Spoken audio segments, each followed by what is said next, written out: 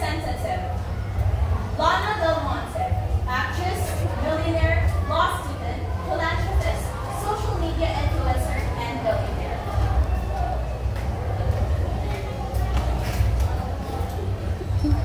And finally, the President of the Philippines, Jonathan Kyle F. Kennedy.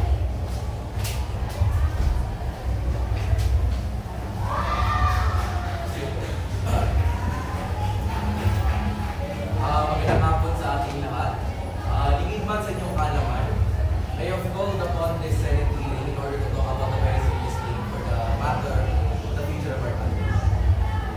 As the President of the Philippines, I believe I have the power and jurisdiction, and I have talked about this a long time enough, I suppose, that hereby now, with the power vested upon me, I am therefore removing the Filipino subject in the curriculum of the senior high school and colleges of the Philippines, hereby effective by now.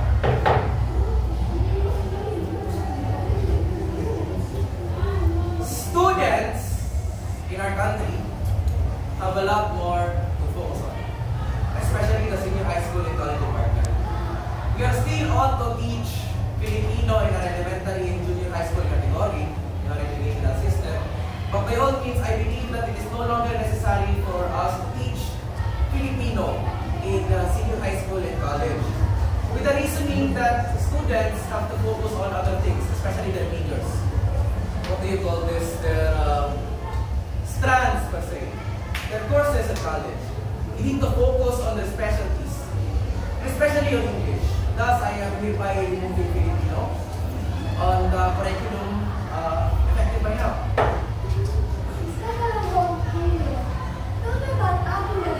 Mawawala na ang Pilipino sa curriculum ng mga bata?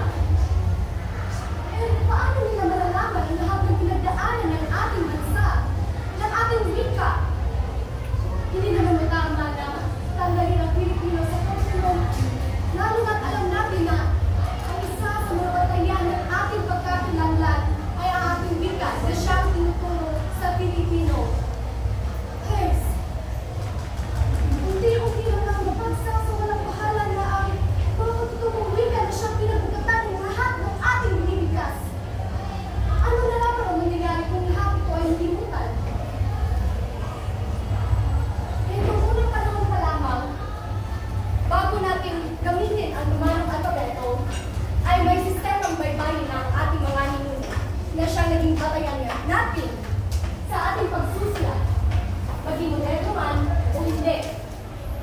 Ngayon, ano na lang ang mangyayari sa kinabukasan ng ating bansa kung hindi natin mapag-aralan ang ating nagkakaroon?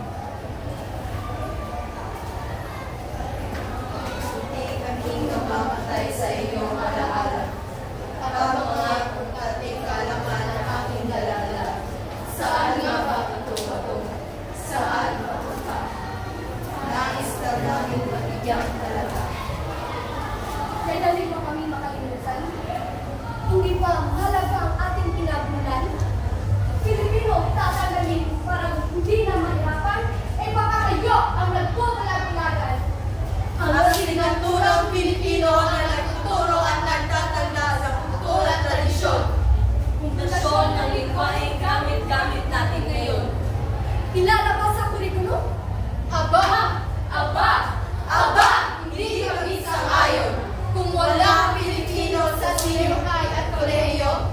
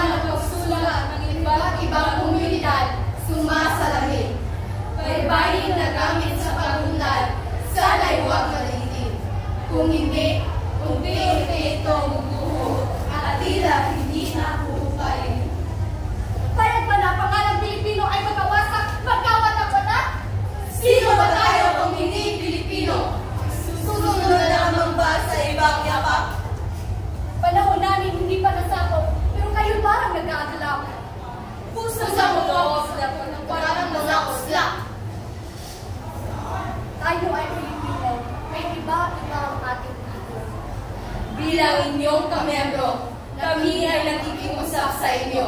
Pagbigyan at tigin mo ang aming payo. Pilipino, huwag tanggalin sa senior high at kolehiyo.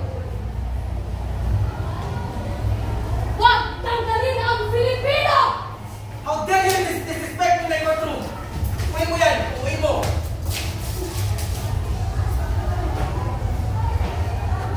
Representative of ano to? Mga tribo?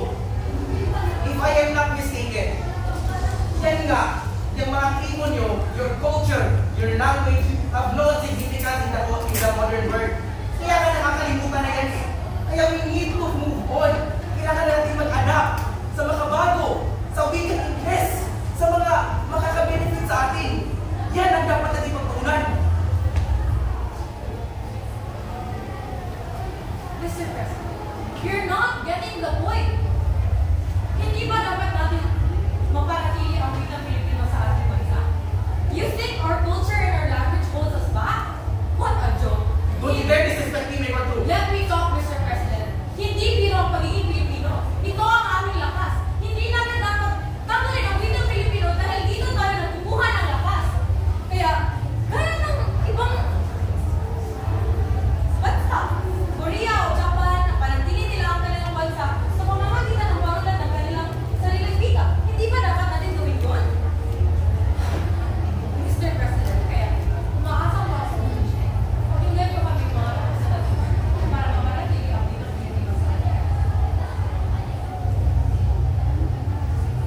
That doesn't make sense, Representative. What I'm fighting for is that you no longer need to study Filipino.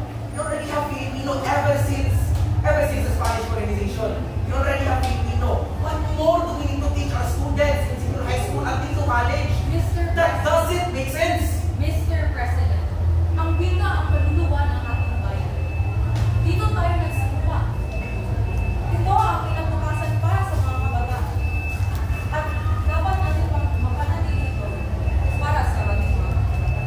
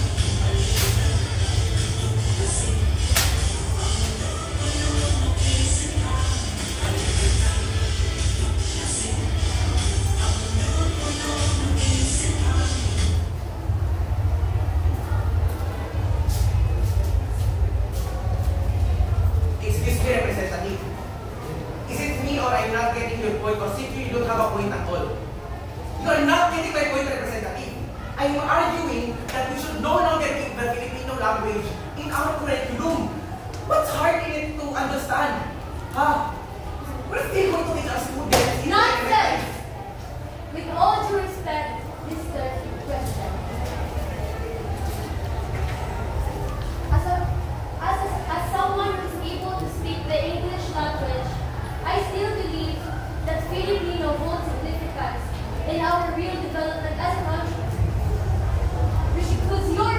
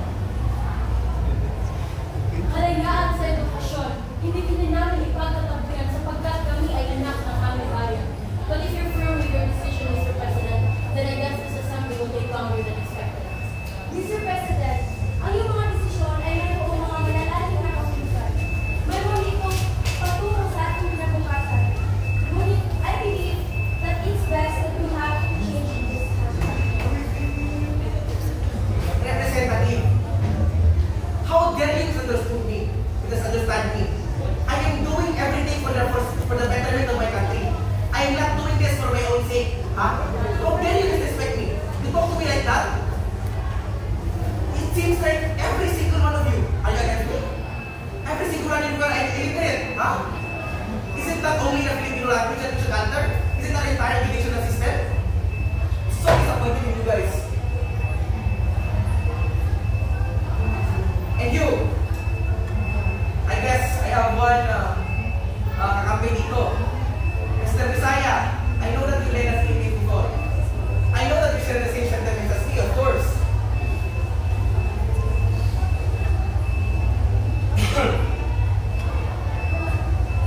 Ganang gabi sa lahat. Presidente, marami tayong pinagdaanan. Marami tayo sa lahat. Ngunit, gusto ko ang huwag sumubay sa iyo. Ako ay labis na totoo sa iyo.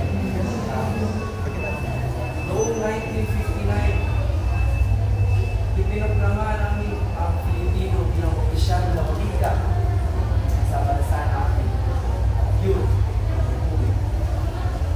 Sa 1978, ininanda namin ang Pilipino sa pagtutuso ng pangkolehiyo at sa pambuhay ng tersyaryong edukasyon.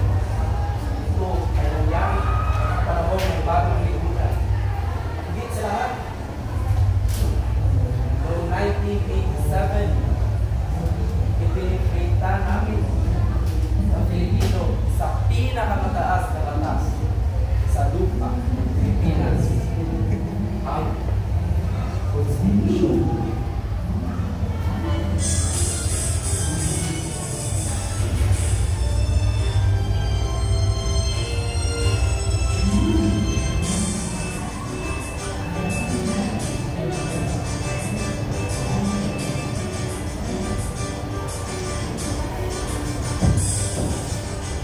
Magmula nung ako'y natutong umawi, nagpakulay ang aking musik daigdig. Tila ka lang katibig, ang maraming tulangin ang ibig.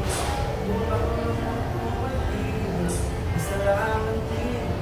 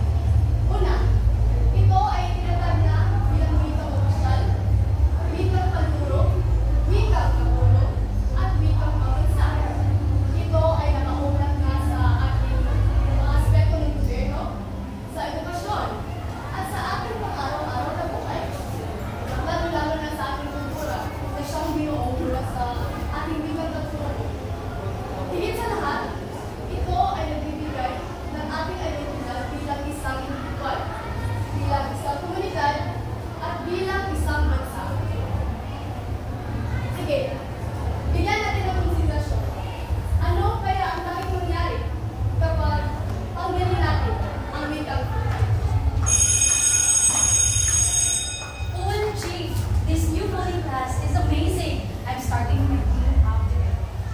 Right? Without the Filipino subject, we have more time in tech and global studies. Imagine all the opportunities abroad. Yes, you're the fire girl. Oh, I see you're enjoying the new curriculum. It's true, these skills are important for the future. Yes, ma'am. We're learning skills that will make us globally competitive. Right? No more memorizing poems we'll never use. It's good that you're thriving. I just hope that nothing important gets lost in the process.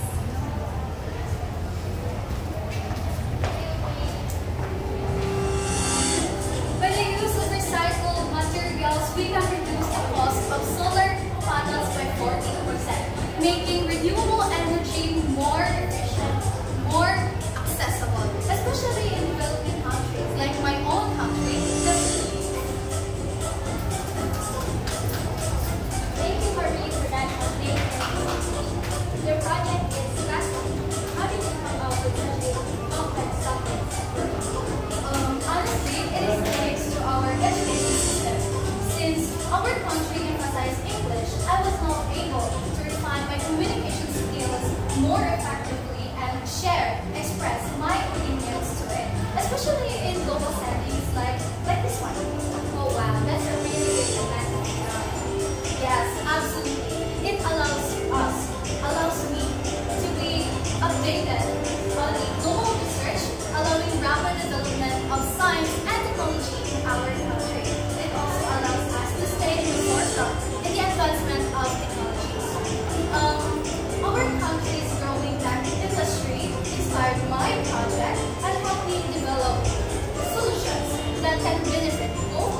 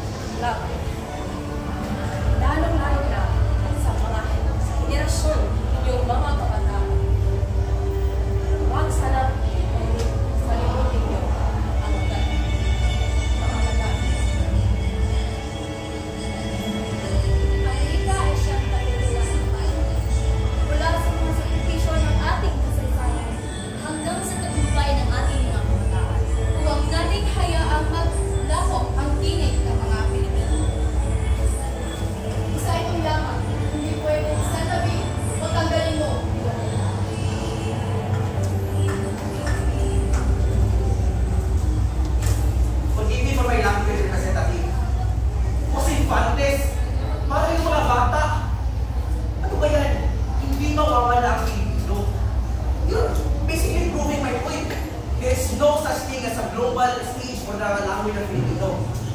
Yet, proving my point na we are not ready for the global stage.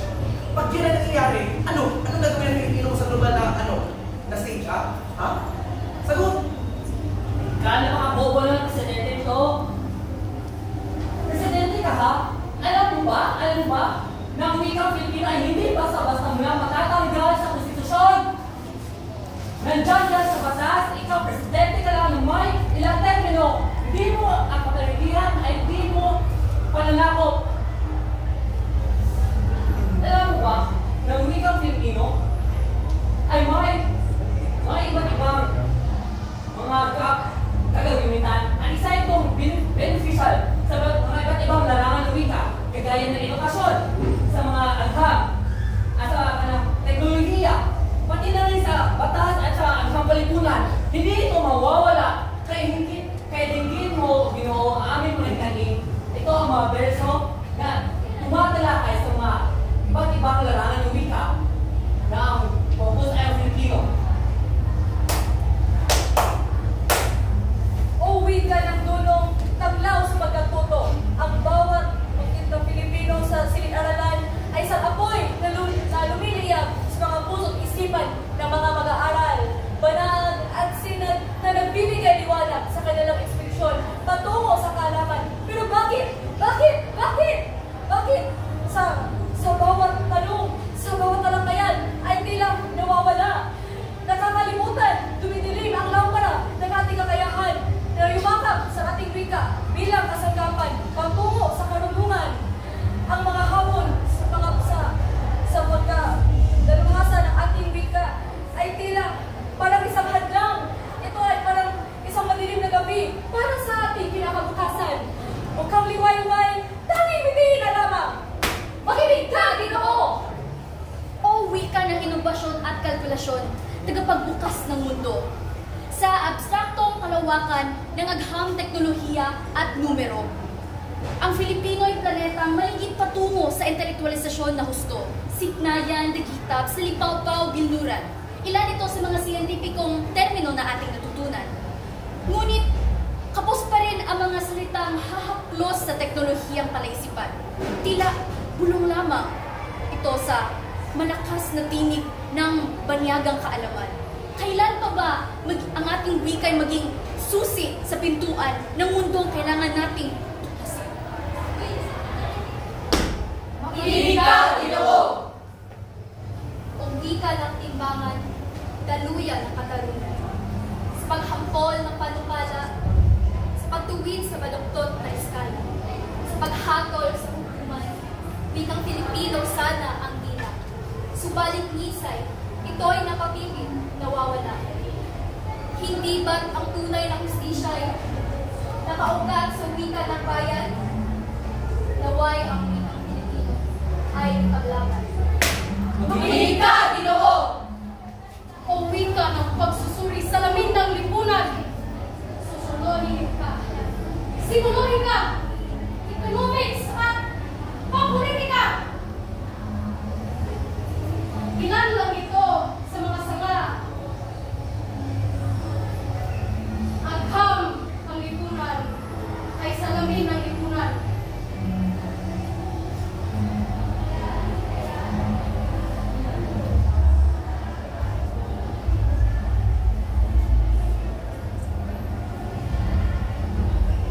Sadyang ikaw,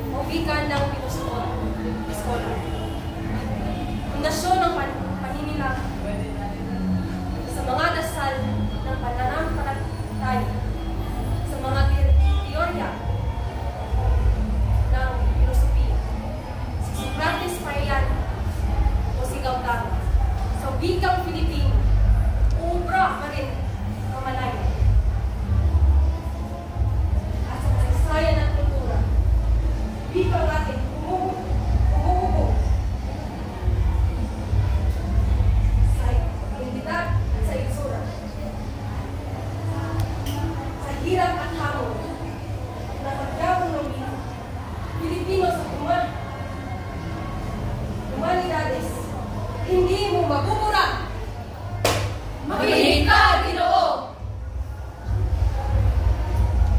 O wika ng kulay at itak, teatro ng damdaming malayo. Sa bawat guhit, gamit ang mga kamay.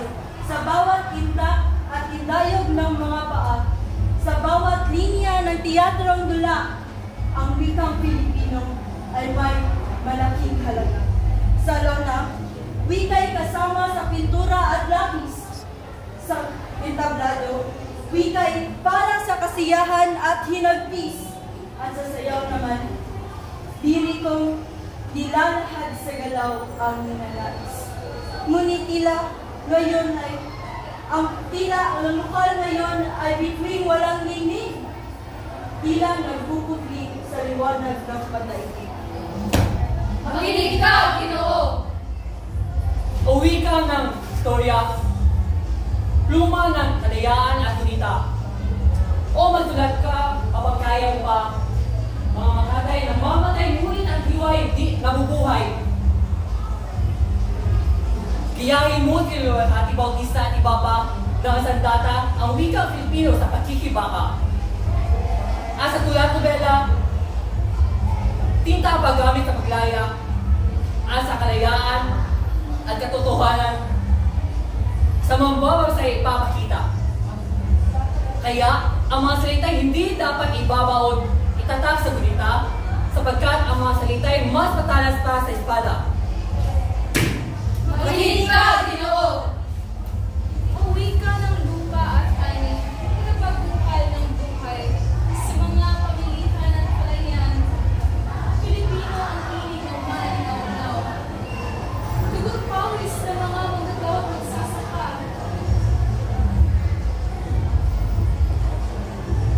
Mga magsasaka, isama mo na rin ang kalabaw sa bawat salita. Sa bawat salita na binibitaw, bawat salitang binibitaw,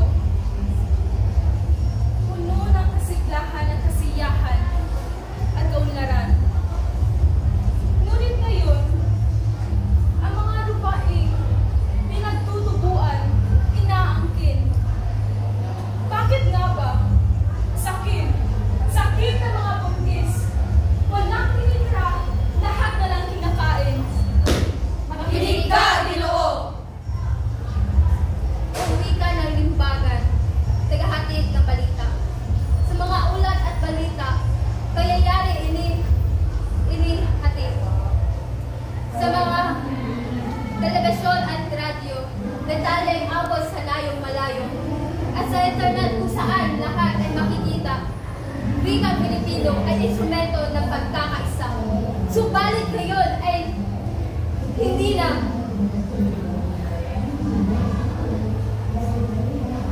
Ang mga panagan ng kasinungalingan, mga mapanlinlang na salita, kumalat sa kahanginan, sa maling impormasyon, maraming nabibighani. Kaya malalim na pagsusuri at pag-iisip, sana'y palaging ginagamit. Makinig ka, Ginoo! Naiintindihan mo na ba, Presidente? Buksan mo yung mga mata. Gamitin mo yung tenga. Nakikita mo na ba na ang wika Pilipino hindi matatanggal sa iba't ibang larangan ng wika. Kahit sa kasada pa yan, sa tahanan pa yan, lahat nakikita mo, hindi mo matatanggal. Gusto mo ba hindi mo ba dinanais na ang wika Pilipino maging instrumento na anti-construction? Ito ay pwede maging instrumento at o ng material na magiging gabay sa ating progreso. Don't you realize it na makabayang leader ay hindi tinatanagpuan ang sariling wika. Dapat i-embrace ko at hindi dapat Representative, in your very own words, do you understand? I'm not removing the Filipino language.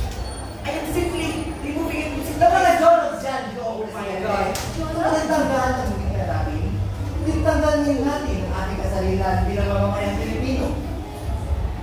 Jolos? Ang baga na iyan ay lipas na sa panahon.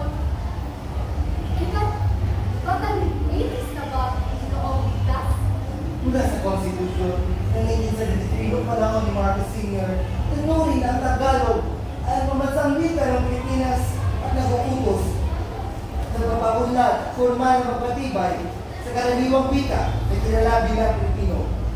Nagsilbing tulay ang wikang Pilipino upang mag-isa ang mga ibang panig ng bansa sa pamagitan ng isang karaniwang wika. Nagkaroon ng mas matalik na pagkakaunawan at pagkikapagkapwa sa mga mamamayan.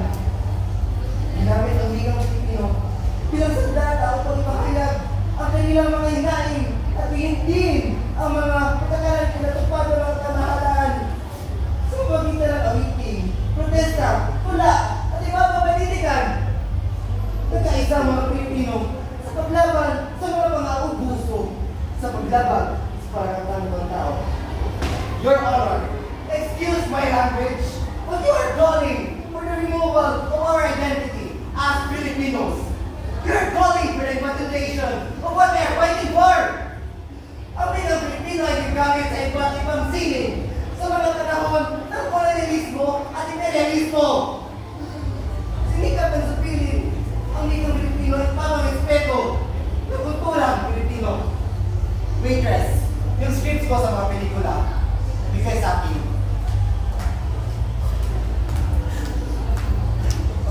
Salamat. Magsisita na tayo sa mga pelikula na ginawa ko sa mga panahon na ito.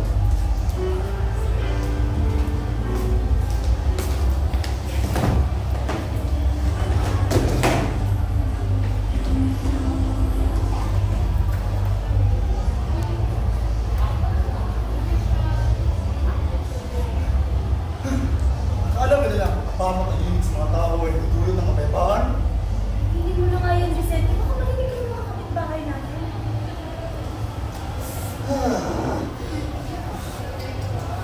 Bakit tayo tahimik pa? Ang maliit na tahimik ay eksaktong gusto naman nila. Ang ating natahimikan, gagamitin nila bilang sandata.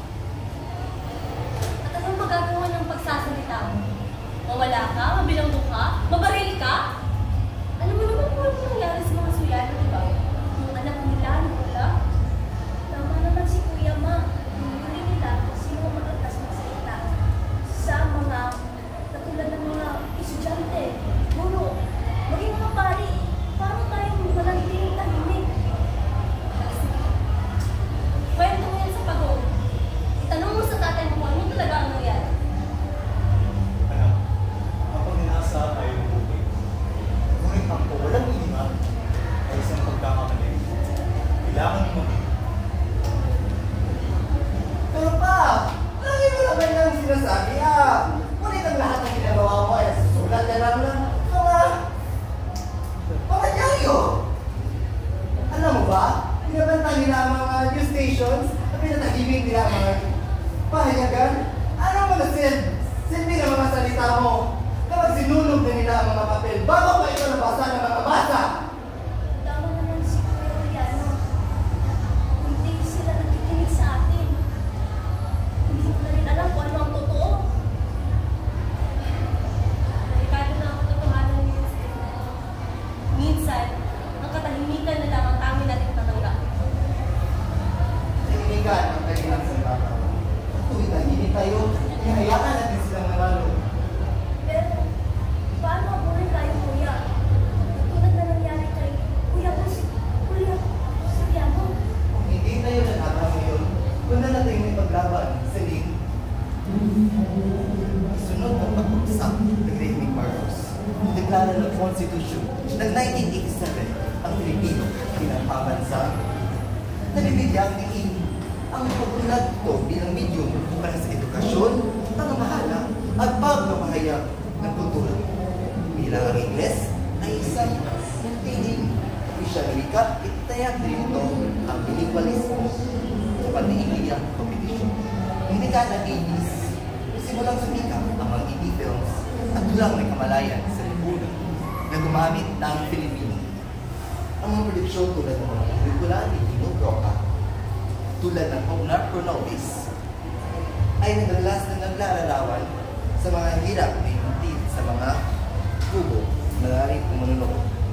Hindi lamang ang pahayagan ang mga ginaging nagdulad o mga reliyon at komento sa pampolitika, kundi pati na rin ang mga aklat at nobela.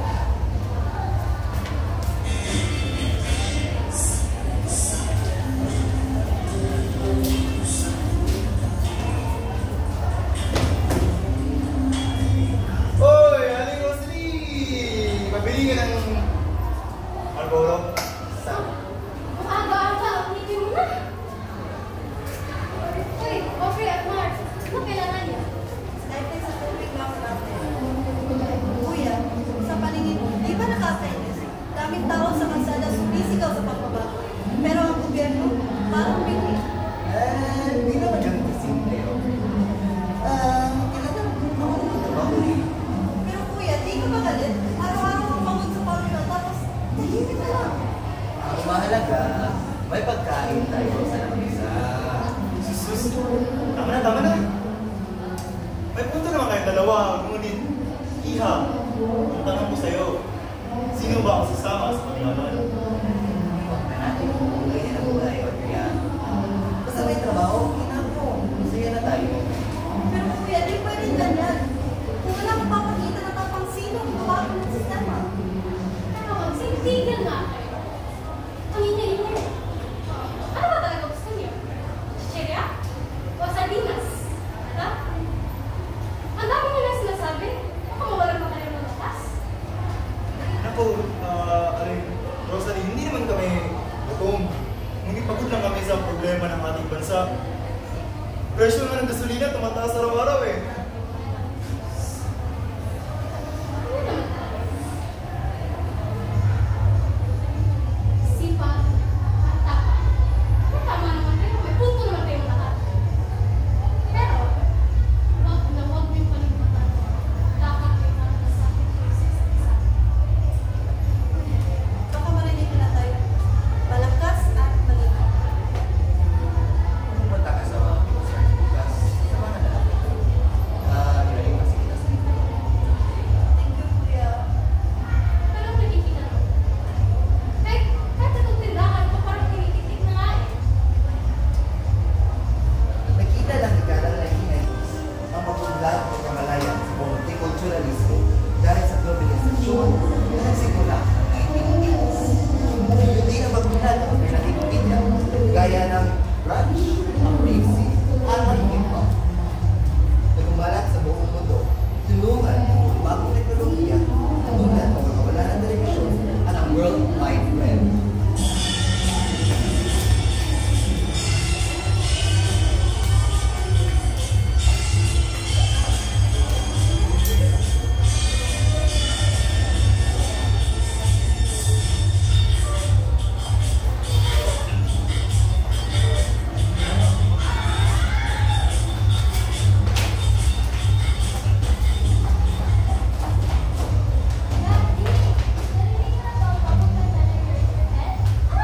It's so asleep.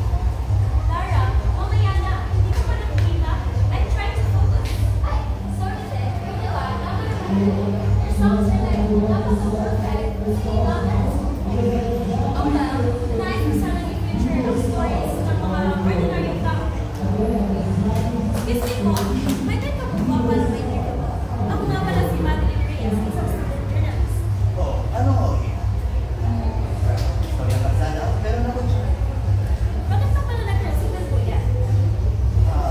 Kasi college ako ako. Gusto ko sana maging engineer, kaso nagkasakit ang tatay ko. At least first naman. O ano? School driver. Basta pagkaya sa isang tapos pa.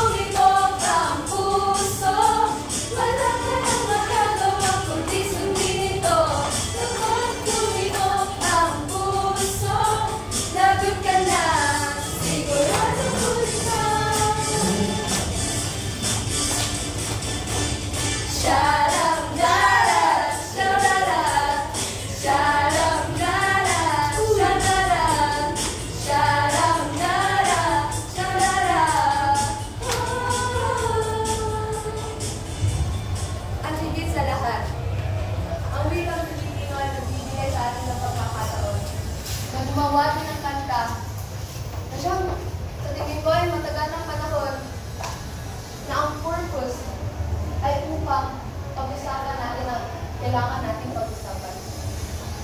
Sa mga bagay na dapat nating imulat ang ating mga mata. Sa mga bagay na ang silid na ito ang may hawak, na ang mga kamay ninyo ang may kapangyarihan na magbago. Dahil nga, diba? Mahal natin ang bayan na ito. Tama ba ako?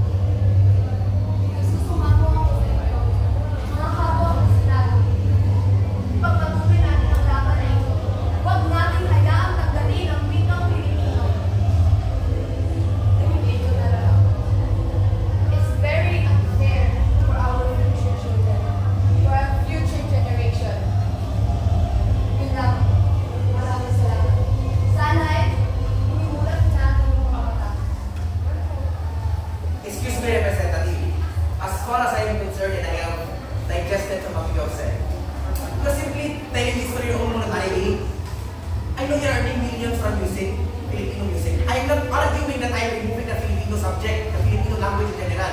I'm arguing that we should remove it in senior high school and college only. What's so hard to understand? Mr. President, I would just like to Don't interrupt me. I'm speaking, ha? What you're speaking is really nonsensical. You're speaking on the behalf of every young people here in the Philippines, especially sa mga Gen Z. At sa tungkol sa argumento ni Lana Del Monte, anong nandiyan ko ngayon? Please make this vote on. Anyways, na ang ating lingwahe ay talagang napaka-importante sa paggawa ng ating mga sining. And I have observed, at perhaps sa inyo rin, na if some, not all, na ang mga kabataan ngayon ay napaka-importante sa kanila ang paggawa ng sining in a way na i-portray ang kanilang sarili, to portray their emotions, you know? And that the technology is rising right now, and it is really it is up to them, it is on their asset to spread hindi lang ang kanilang mga sining, kundi ang kanilang mga salupin, you know? And that